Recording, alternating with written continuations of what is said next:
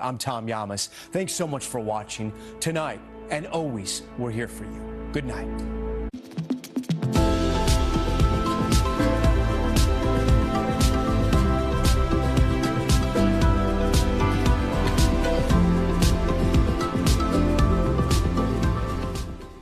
KUAM News headlines are presented by Calvo's Insurance, protecting Micronesia for 85 years. Matson and the Adai Itano program. Apply at matson.com and McDonald's of Guam. I'm loving it.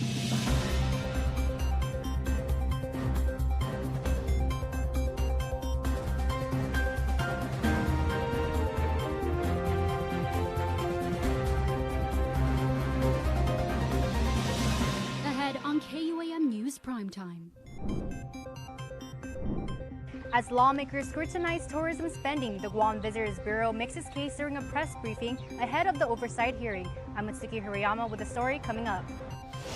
Police are investigating an officer-involved shooting after officers responding to an assault call encountered an armed suspect. The suspect was hospitalized. And public hearings on body-worn camera policies have seen limited turnout, with one final meeting left this week. Coming to you from the KUAM studios in Harmon, broadcasting Guamanians all over the world. Half a day, everybody. This is Primetime. I'm Jason Salas, and these are tonight's top stories. Well, as your elected lawmakers spent the afternoon questioning tourism leaders, the Guam Visitors Bureau made its case earlier today for how it is spending tourism dollars and why it may need more funding in the future. In the second monthly tourism talk session with local media focused on transparency, the agency's leadership says, we welcome accountability. With more is Mitsuki Hirayama.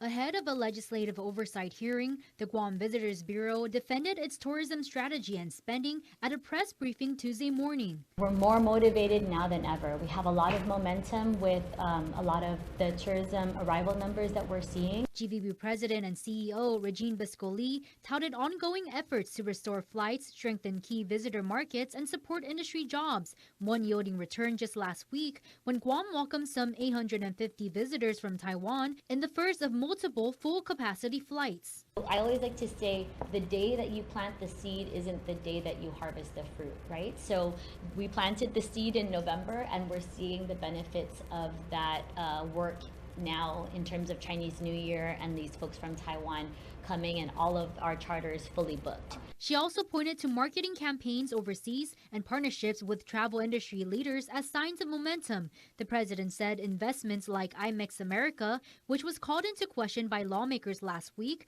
are necessary to keep Guam competitive. And again, if Guam is not in the room, then we don't make it on these itineraries. And because we participated in IMEX the last 5 or 6 years, Guam has been included in these ultra luxury destination tours.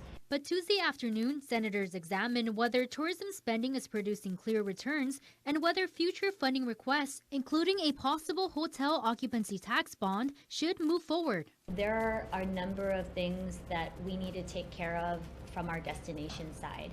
And as you know, maintenance is always a challenge here on Guam, and it costs money to be able to provide a destination that's clean and that's attractive, not just for visitors, but for local residents. Lawmakers have signaled they want stronger performance metrics and more transparency before backing any new financing.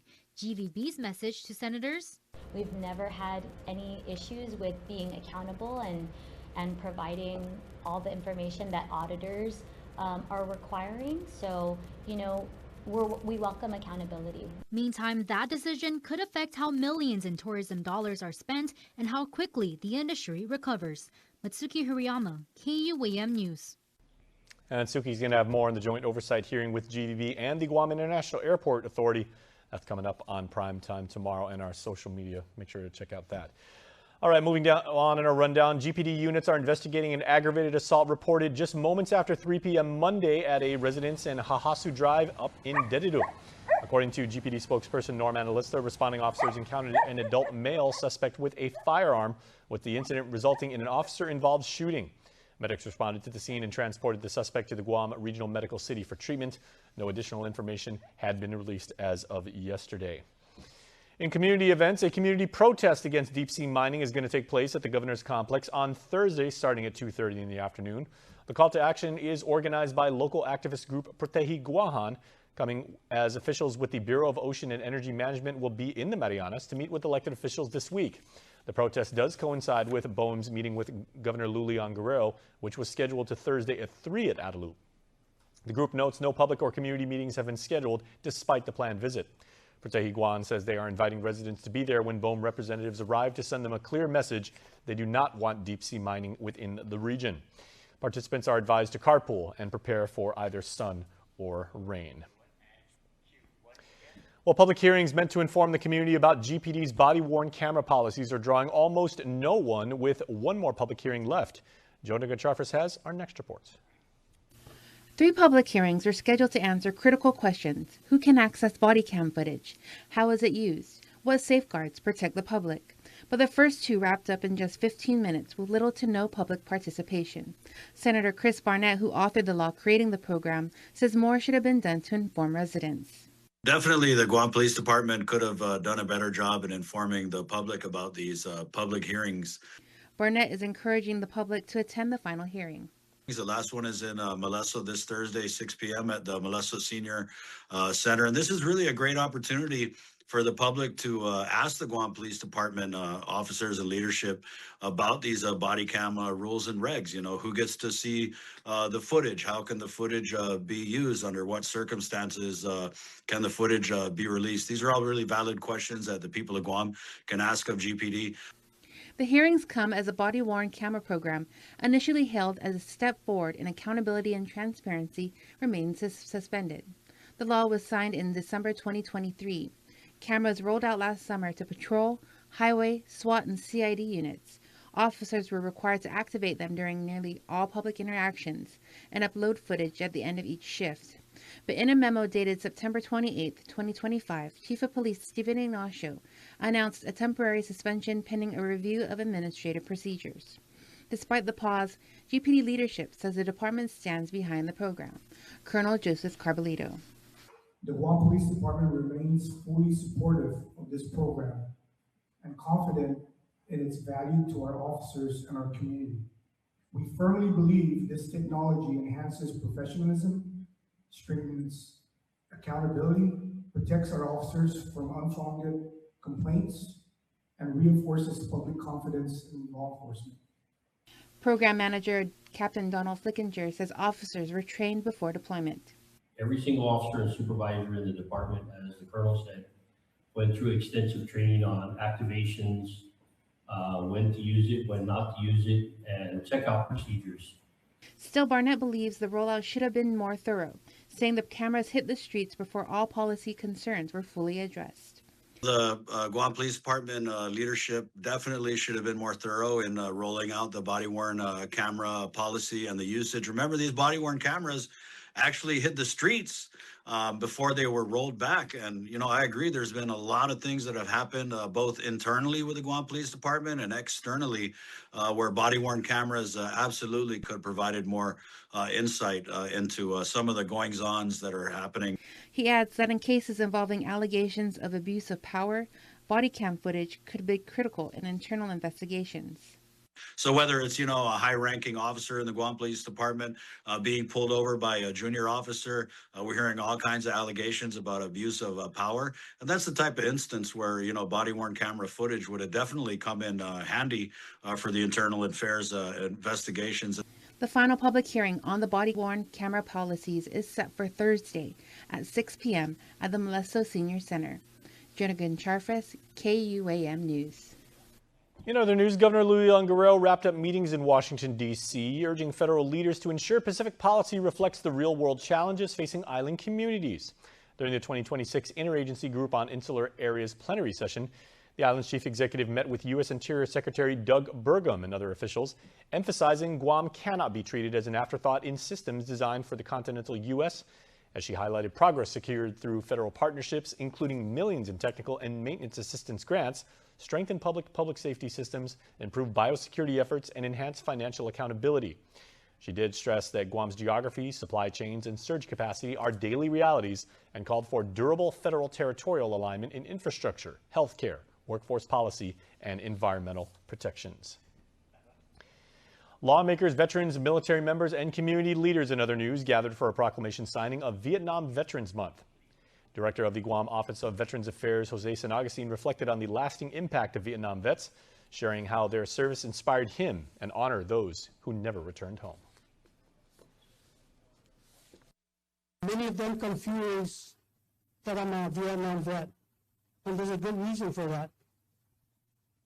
Because the Vietnam vets are the folks that are role models as to the reason why I joined the military.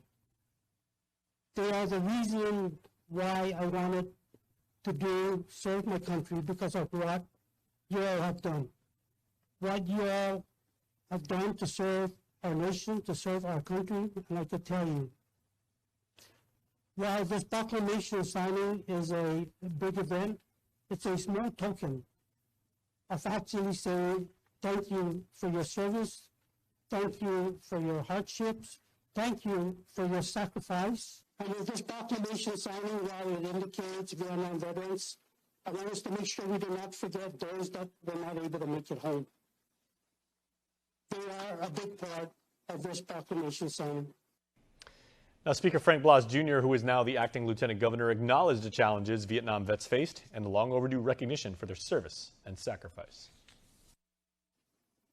So although that today we honor and today we remember what you had gone through, the sacrifice, it pales into comparison as to what you deserve more. It is a small but meaningful gesture ensuring the service and sacrifice of Vietnam vets and those who gave their lives are never returned and are not forgotten. Well, please stay tuned, everybody. Primetime will continue right after this.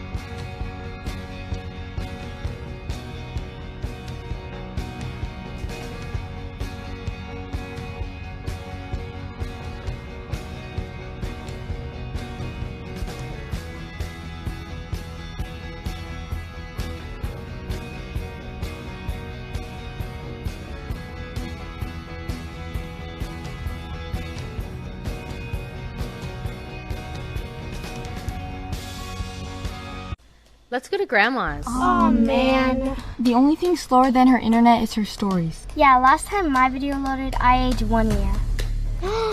Is that? No way. Woo! Awesome.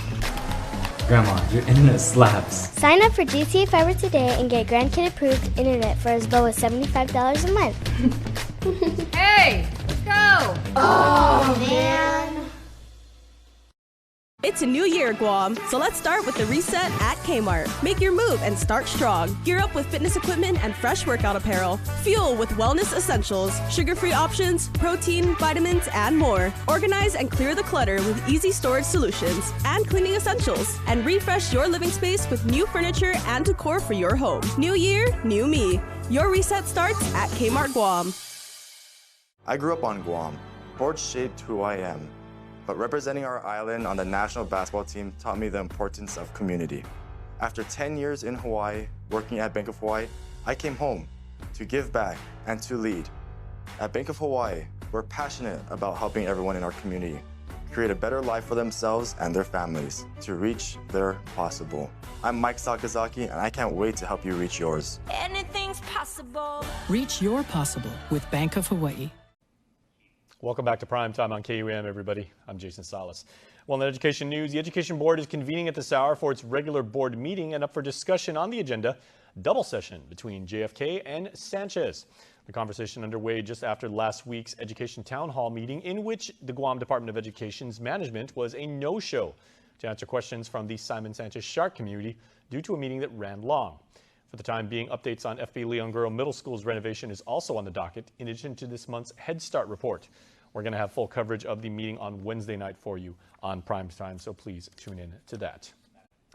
In higher education, the University of Guam is celebrating young artists from across the island with the 27th annual Isla Artathon now on display, showcasing artwork from Guam public school students. Organizers say the exhibit continues to grow each year, highlighting creativity, culture, and community. KUAM's Abigail Alosima has more. Evening for the 27th Isla Artathon opening reception. This year, the walls of the University of Guam are filled with color, culture, and creativity as student artists from Guam Public Schools take center stage at the 27th annual Isla Artathon. Rioanne Simeon, a gallery assistant to Vilma Yamashita, who is the coordinator of Isla of the Arts at UOG, shares her insights of this year's theme focus. This year's theme is traditions and memories across a generation. This year's theme is very special to me because I want to give the children the opportunity while if their parents are still alive or whatever guardians they have, to talk to them, ask them what they did in their childhood, what was their favorite thing to do, what was their favorite thing to eat. And it made me think a lot about my dad and my mom, who is still alive, which was really nice. So I asked her what was her favorite snacks, which is funny because these ones up here, she's Filipino, I'm Filipino, and chocolate, yummy. For many students, this is their first time seeing their artwork displayed in a university setting, a moment organizers say can be transformative. It allows them to see their work in a more professional light, validating their talents and efforts. Being recognized in a university space can boost their confidence and inspire them to keep creating. For some, it's the first time they truly see themselves as artists with a voice. It can give them the experience, and seeing their expressions during the opening night, it was very satisfying. They were so excited. It was just good for them, gives them the confidence. Beyond the display, the exhibition also builds confidence, giving young artists the encouragement to continue pursuing their craft. For young artists, yes. It helps them cultivate their imagination, especially because if they're seeing the works together, from the other schools, I can give them ideas Now in its 27th year, the event has continued to grow, expanding in participation and community support. Well, I hope it makes them think about their parents, seeing the different eras. I saw Britney Spears. That's totally my time. Just seeing the nostalgia. Organizers hope visitors leave feeling inspired by the creativity and potential of Guam's next generation. The exhibit is open to the public through February 27, 2026. I'm Abigail Alosima, KUAM News. All right, great job, Abby. Thanks so much for that report. Well, The Voice returns for a new season tonight for the Battle of Champions, but the big change is there are just 3 coaches, and they're all big-time veterans of the show, but each one says because they are used to working together and are comfortable with each other, it's sometimes somewhat of a mixed blessing. We can trample on each other's feelings. We can, because we know it's okay. We're numb to it. It makes it more fun. It makes it more relaxing. It is true. It is true. It's way easier. Nobody's what do we do here? We all have done it so many we have times a great before. rapport. The only problem is they're so good at the show that the competition is tough. The Voice premieres tonight at 8 p.m. right after the 1-hour premiere of the show The Fall and Rise of Reggie, airing at 7 p.m. Now for a look at your world at home. The rainy conditions these days means it's soup weather, everybody, and what better place to get some spicy doni than in the place where they have the Doni Festival? It's Manilao.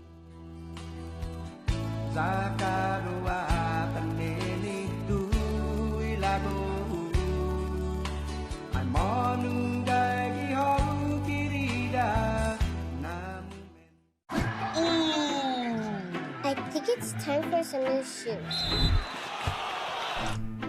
Hey Kara, how much money is in my account? This is your remaining balance.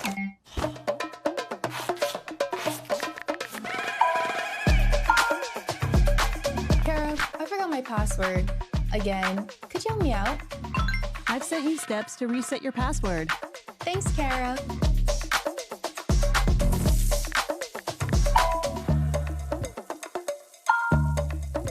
Honey, quick bank stop before the beach. Sounds good, hon. Kara, how do I get a loan? I've provided a link with your loan options. Thanks, Kara.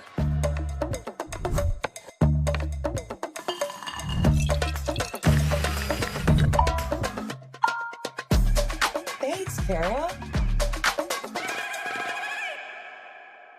Gather your friends and join us at Leo Palace Resort Guam on March 1st at 5 p.m. for the grand opening of Okibi, a bold new Asian dining experience inspired by the glow of open embers, where warmth, flavor, and atmosphere come together beautifully. From sizzling, shareable plates to thoughtfully crafted dishes, every bite is designed to be savored and shared. Step into a vibrant setting, feel the energy, enjoy the moment. Okibi at Leo Palace Resort Guam, grand opening March 1st at 5 p.m. Come hungry, bring your people, experience the fire.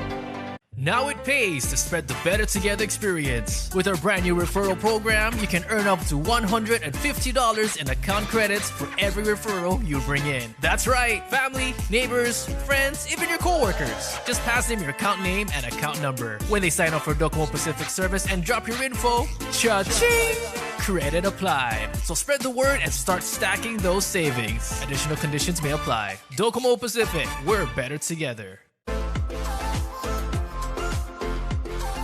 All right. Hey, it's all love here, right? All right.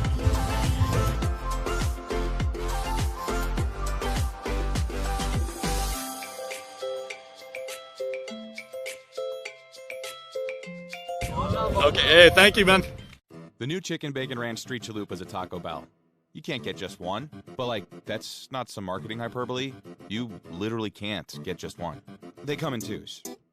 So if you want just one, you're gonna need to find a friend who likes slow roasted chicken, bacon, and avocado ranch. Or a friend of a friend who loves slow roasted chicken, bacon, and avocado ranch. Or approach a complete stranger to see if they are obsessed with slow roasted chicken, bacon, and avocado ranch. Or you could just eat them both. The new Chicken Bacon Ranch Street Chalupa is a Taco Bell. Freedom, that's a cheap thing. Freedom to ignore this, that's a cheap thing. Sacrificing facial hair to nature and involuntary blood donations, cheap things. No one signs up for an 800-pound bear chase, but if it happens, cheap thing. VIP parking, exfoliating, treating gravity like a suggestion, saying it'll dry. Free-range parenting, forgetting if that's a moose or an elk, all cheap things. Remembering without saying it, couldn't be more of a cheap thing. Sweating your tail off, freezing your tail off, an American saving another American's tail. Cheap things. Making a cheap vehicle for only people with cash like him? Not a cheap thing. Or confusing capability with unaffordability? No, not a cheap thing. Making adventure affordable? Now that's a cheap thing. So we're bringing you more cheap things this year, because cheap things should be everyone's thing.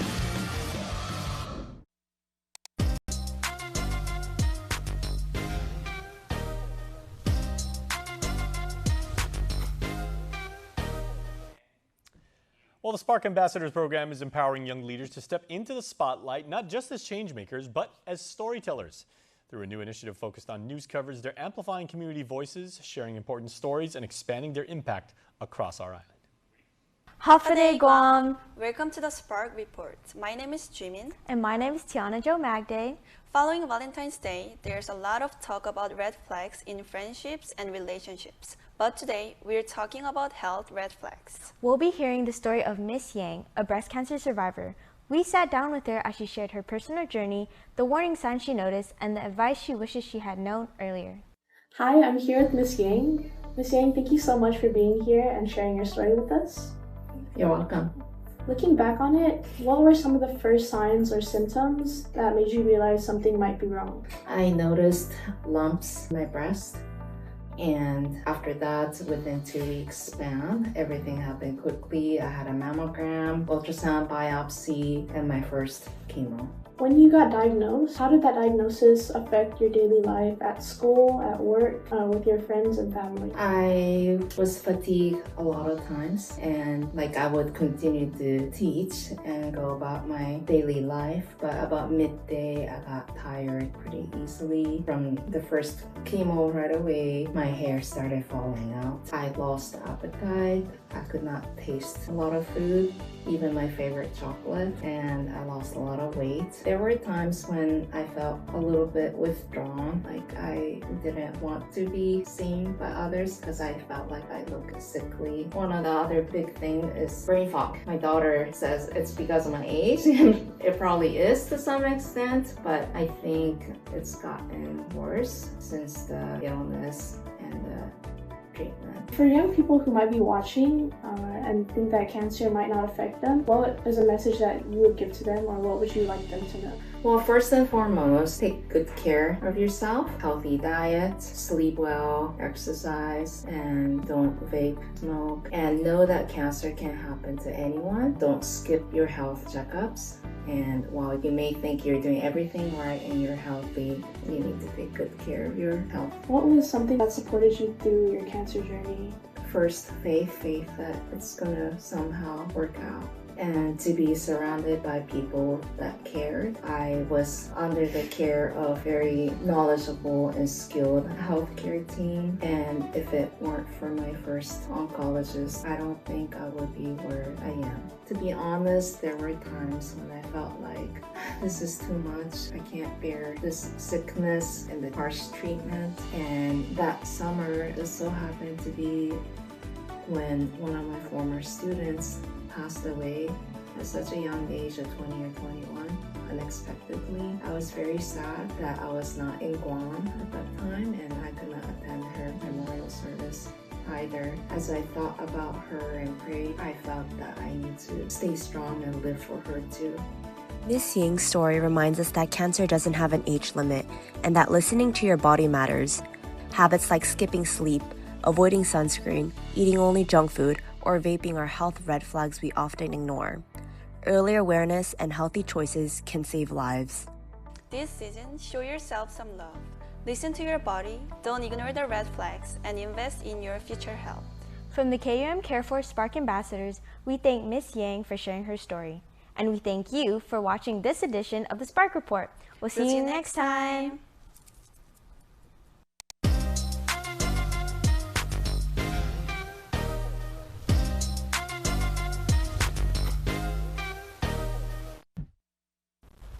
News Bites is brought to you by Docomo Pacific, Better Together, and Fresco Clothing, original custom design apparel of Guam and the Marianas.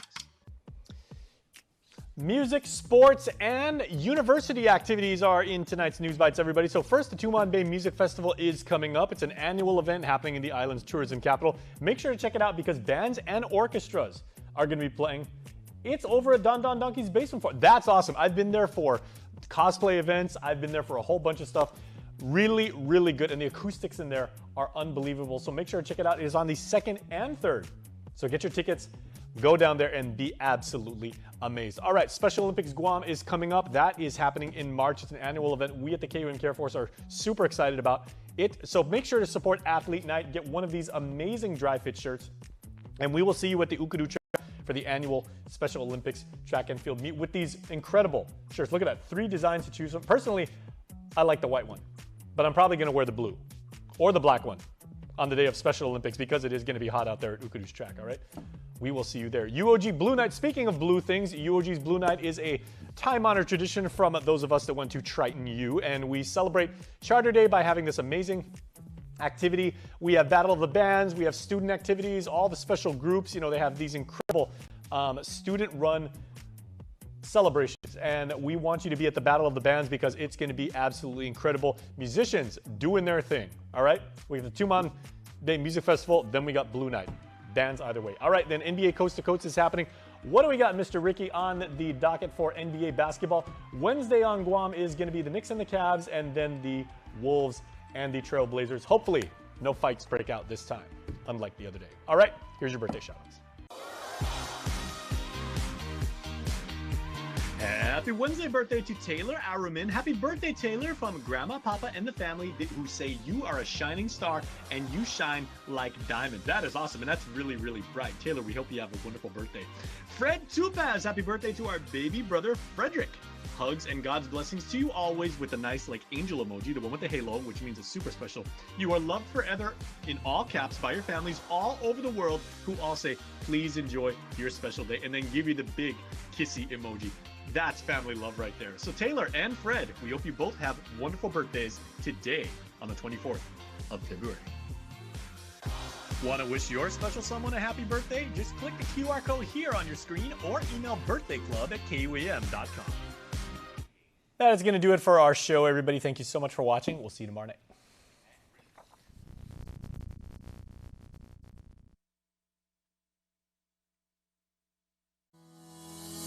Thanks for watching Health, Home, and Lifestyle right here on KUM. Check us out anytime on our YouTube channel, youtube.com/KUM News, for all of our episodes about how you can live a happy and healthy island life. Hafade Guam, I'm Jason Salas here in Dedido for this week's installment of Health, Home, and Lifestyle. Thank you so much for tuning in as always. And remember, if you want to see any of our past episodes, you can check out our YouTube channel at youtube.com/KUM News. But don't go there, because we got today's episode and we have information-packed ways about how you can live a healthy, happy, and wonderful island life, because that's what we do here each and every Tuesday. All right, let's get to this week's episode.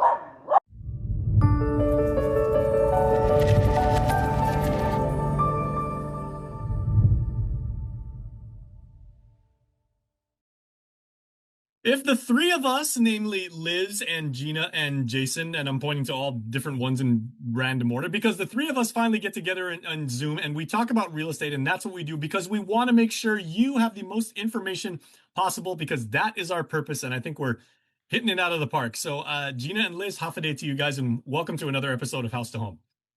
Half a day. Okay, and of course it would be Gina who scours the Guam legislature's website and finds pretty interesting pieces of legislation that are either in the proposed state, or in this case, Gina, you found something that's actually been passed into public law, right? No, it wasn't me. It was, this was on, I don't know if it's Facebook and Instagram, which I don't go to often, but when God needs me to see something, it's right there in my face. And so last week... It's not the algorithm, it's the Almighty. It's the Almighty. Yeah, his algorithm. There you go. Last week, I saw these comments. I saw the signing of Public Law 29-38, which has been signed into law, right? So, and I saw some of the comments about this, and and I was wondering what discrimination has been going on that we're not aware of. Because, when I read this bill, it's primarily, in my mind, targeting Section 8 recipients, right? At least when I was reading it. Yeah, you could apply to anybody. And I think maybe this bill should have been written to not, I guess in my reading, it really does feel like it's targeting Section 8 recipients for the benefit of Section 8 recipients. And I was thinking to myself, my gosh, if there's a class in our community that needs some help, some protection, it would be the working class family of Guam who pay their taxes, and it feels like no one's looking out for their best interest. And there were just some things in here about, basically the intent of the bill, we thought when Liz and I went through it, was that it's to promote the idea that when people call you and they want information on housing, that we cannot discriminate based on their source of income. Are you working for your money and that's how you're going to pay the rent? Are you getting Section 8 subsidy, a voucher? Or are you a military, member who's working for our country, protecting our island, and you happen to have benefits because of that? What is your source of income? And I have to tell you, we ask, do you have a voucher? Because we do have some landlords that don't want to deal with the bureaucracy of Section 8 leases. And so we ask to save the tenants some time and some pain in showing them homes. And then the landlord says, hey, I don't want to deal with that. It's too much work for me to deal with Section 8. I'm not doing it. So why drag them through that process if we know in advance it's not going to work? So by the landlords opting out, that could be misconstrued, or you're saying it could be actually interpreted as a form of discrimination by just shunning it, right?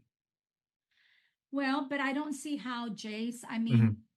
the task of going through Section 8 as a landlord, it is a process, just like any other government process that we deal with. And a landlord has the prerogative of saying, I don't want to deal with it. It's too much paperwork. I don't want to wait that long. So I don't know. I can't fault them. I don't see that as being discriminatory. And which is Liz, just something just dawned on me, and correct me if I'm wrong, but this policy as drafted or as implemented also mirrors the policy that the Guam Association of Realtors has across all of its members and brokerages and agencies, is to not discriminate on the basis of income or gender. Exactly. There is the Fair Housing Act, which we follow. And I guess for some reason, they felt that there was a need. Now, I need to say that whenever we get a tenant, we normally there's a pre-qualification process. We normally ask for documentation, and then we have them fill out an application. We can't just see in our office, we don't just say, sorry, we don't take a Section 8. The first thing we do is check with the landlord or our database, and now that's being changed as well. We're taking out in our MLS forms in our database, it says, is Section 8 acceptable? Yes, no. So even that has to be taken out to be fair across the board. And then again, we still do the screening process. So if, let's say you've got a voucher and you say, okay, I want to see this, the first thing we're going to do is contact the agent or the landlord and say, we've got a tenant, we want to show the property. Their contractual documentation is a little different. It's not your normal process. And then they do screening. They check, well, how are you as a tenant? Did you trash the last place? So there's a process that we go through. So I think for all the tenants, we don't just do it a different way for Section 8 and a different way for regular tenants. There is the regular process, but the differences between the two is the contract for Section 8 is different, and they have their own requirements. For example, if you're going to accept a Section 8 tenant, they require you to go into GURA. Let's say you're working 8 to 5. They want you to go into GURA to present the contract, meet with them. So there are different requirements that GURA has for their tenants. So it's not like your regular lease agreement and the process. We have regular tenants, we have Section 8 tenants, we have military tenants, we have corporate tenants, so there's different, but in general, the process of screening is the same. Gina, you brought up the point, and you said maybe there are some landlords who don't want to deal with, as you said, maybe the bureaucracy or maybe additional paperwork or, or more I's to dot and T's to cross and everything like that. How much more difficult is that process if you are managing a Section 8 property? It's not as simple as just renting out your house to a regular tenant who sees the property. They're paying out of pocket. They call you, they tell you what their income is. We show them properties that fit into their price point. And then they select the property. They like it. They'll write up a lease agreement. We present it to the owner. If the owner believes the application fits what they're looking for in terms of eligibility, do they make enough money to pay the rent? Have they been good tenants from their previous references? And then the landlord just says, okay, we get everything done. The tenant will go apply for utilities if that's warranted. And then we move forward. It's done. Under a Section 8 lease and a military lease, I believe the process is similar. There's paperwork involved. There's more, there's additional inspections involved. I find that the Section 8 lease and the military inspection process for me is about the same. I've spoken, but there's a timeline. So on the Section 8 lease, you submit let's say my tenant says, Gina, I want to move in March 1. Okay, well, that is our goal, but I cannot guarantee you if you're using a voucher for Section 8. I cannot guarantee, although the house is ready on March 1, Mr. Tenant, Mrs. Tenant, Miss Tenant, Mr. Tenant, we can't guarantee you that Section 8 will complete your process by March 1. So first we have to make an appointment to submit your paperwork. So you got to make an appointment for that. Well, when's that appointment? Can we go tomorrow? No, it's by appointment. You make the appointment, you get an appointment date, you go in, you submit your offer, your contract, and then they'll review it, and then they'll schedule the inspection. We're not even at contract signing yet. So you haven't signed, you don't have an official contract as the landlord yet. So then you schedule the inspection. And then, so what rent am I going to get? I put down, this amount on my offer. The sausage egg biscuit is perfect. Now it comes with hot honey sauce.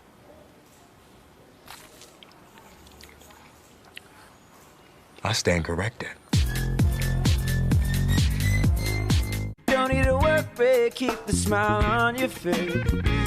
The moments you can't replace, and I'll be around. Whoa.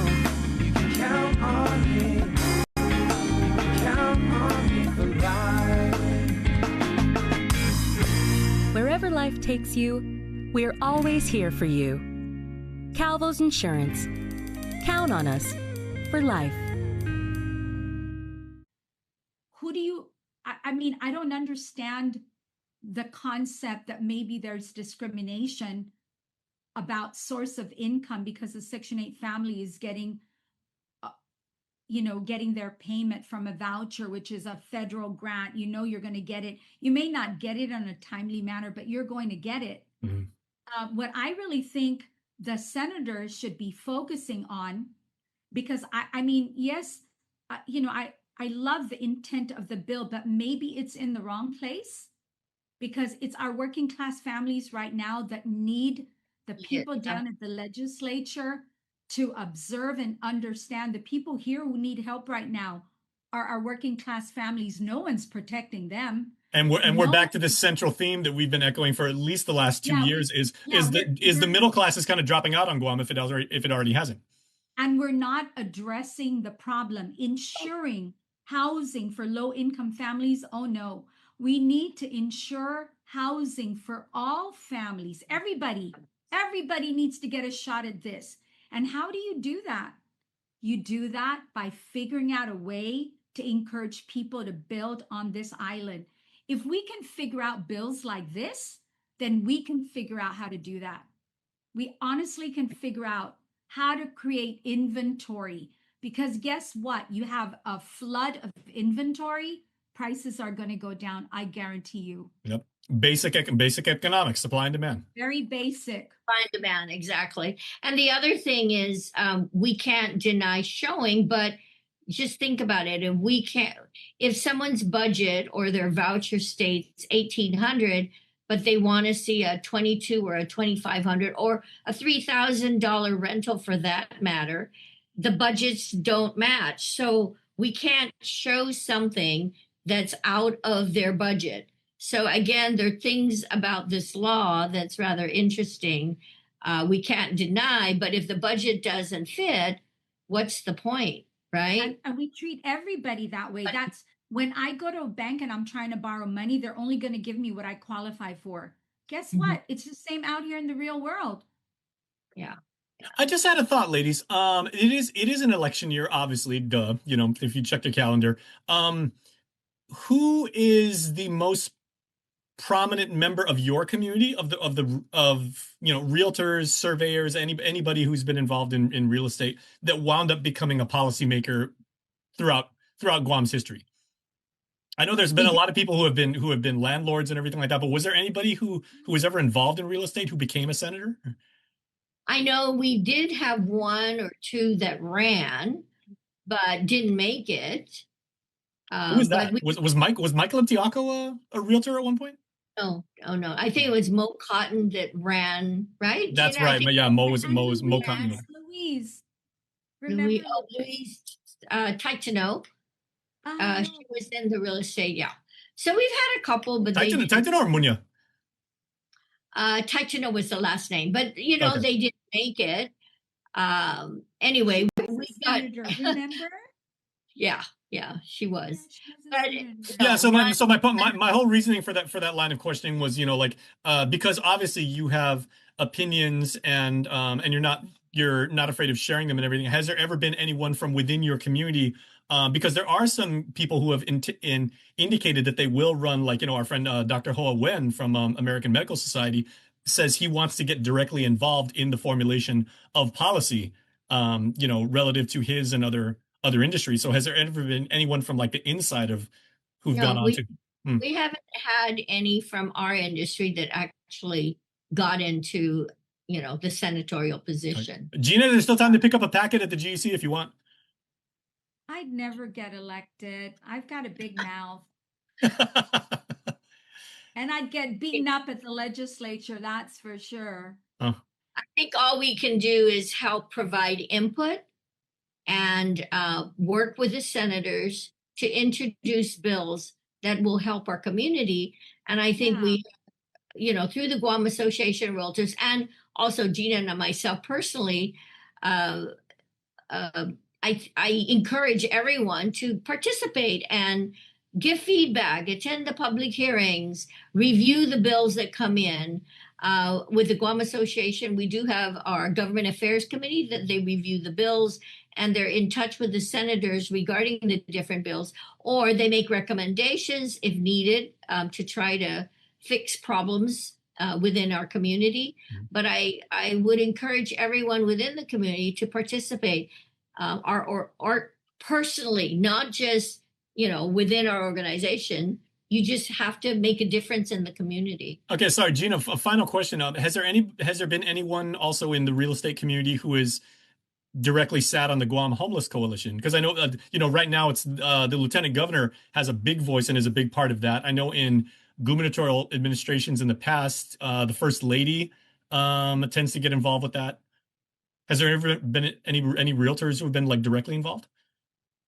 I don't know. Yes, do you know? I don't. Not that I'm aware of. They may be on a personal level. I mean, we're both involved with different organizations, Children's Art, the Chamber, with it's not that you're not involved. It's just like maybe for those agencies and commissions, like you're not like directly a part of that, but like, that doesn't mean that you guys aren't doing work towards that end. Yeah. We could all work towards that end if we could figure out a way to get more housing built here. Yeah. Okay. So one last thought before we go. If Gina does run and gets elected, does that mean that she can't be on our show anymore? I'm not running, Jason. She's still gonna be. I don't have the endurance to do it. I could do real estate, but I cannot. That takes a lot of, I think, time and I just don't have it. I don't think so. I would never run. Well, you've got from now until June to indicate that one way or the other. So, maybe I'll hold my breath. I don't know. Senator Gina Campos has a nice ring to it. I don't know.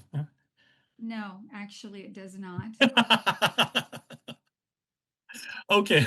Well, let's end on that note. Ladies, thank you so much. Gina, you got a showing you got to get to. So we'll let you drive safely, please. Thank you. All right. Bye. All right, bye, ladies.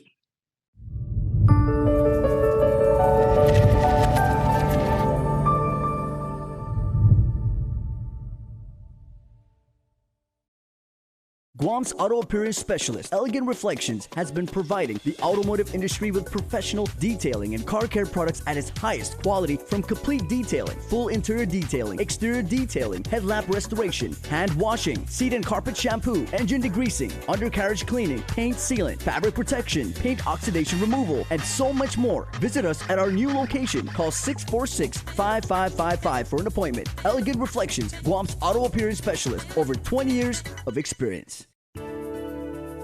Weekly Renewal is brought to you by Calvo Select Care. Hafa Day, I'm Clara Calvo, bringing you your weekly renewal. Here I am back with Katarina and Stay Camacho. Hafa Day. Hafa Day, good to be back. Okay, you mentioned youth, so you have classes for the youth as well, which is super exciting. Explain a little bit about that. So we are a family fitness center and a hybrid gym, and 46% of our members are actually household family members. So that's either parents as spouses or parent and child. Some we have their entire family. It's both parents, both kids. So we are very much family centered, and some of the services we offer is, of course, our youth cardio boxing class, ages 7 to 13 years old. But while parents are working out, if your child is a member of our youth cardio boxing class, then the parents for free can work out in our cross-training center and on our turf, because a lot of times, sometimes parents put their kids first and they don't have that time for themselves. So instead of just dropping them off and waiting, they're working out. We also offer family rates. And then we watch the kids too. So on Wednesdays and Fridays after the youth class, we immediately have our adult fitness classes. So the parents will sometimes drop off food for the kids because they just finished class, leave the kids, and then work out.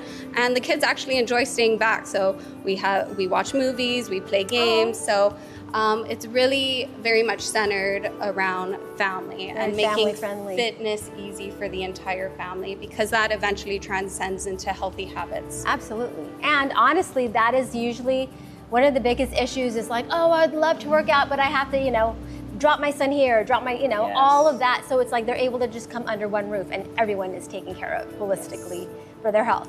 Okay, and I do know that for those who are Select Care members, right, I think they're the newest gym of the team. Yes, so explain to our Select Care members what are some of the great benefits.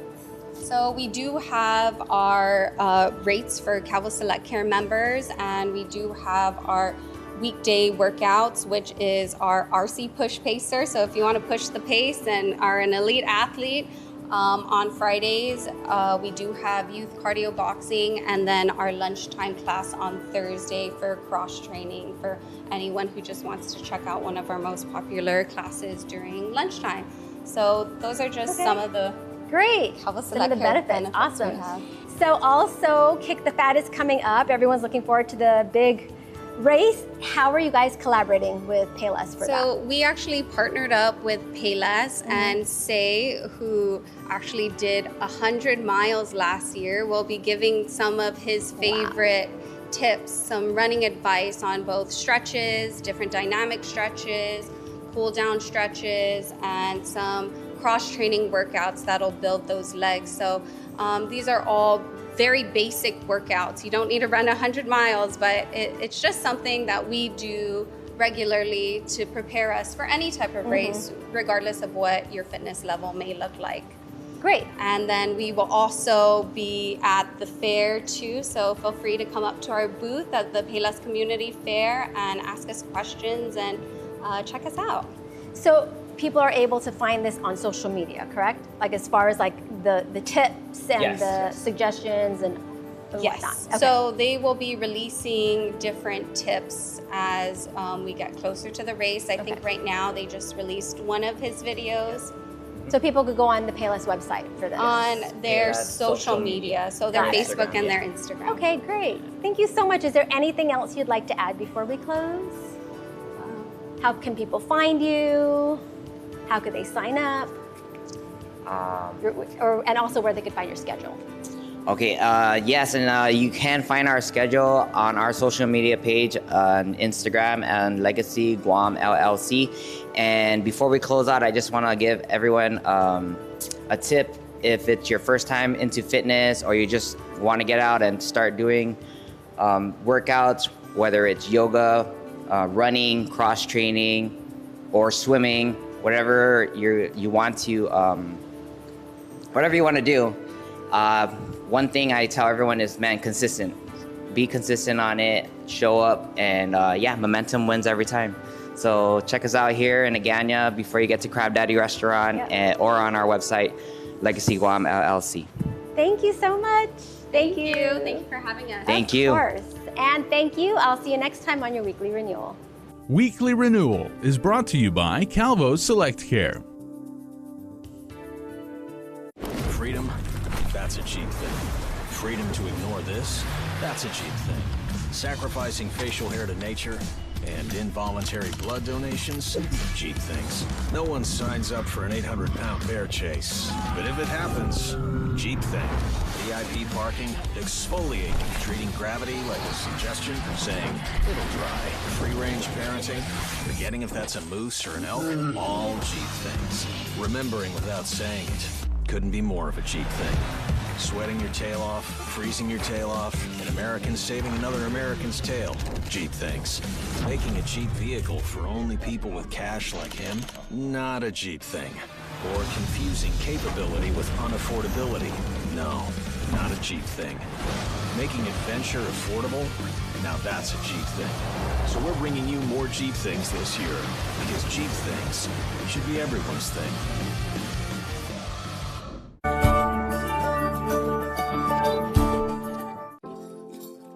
Family Health Matters, presented by IHP Medical Group.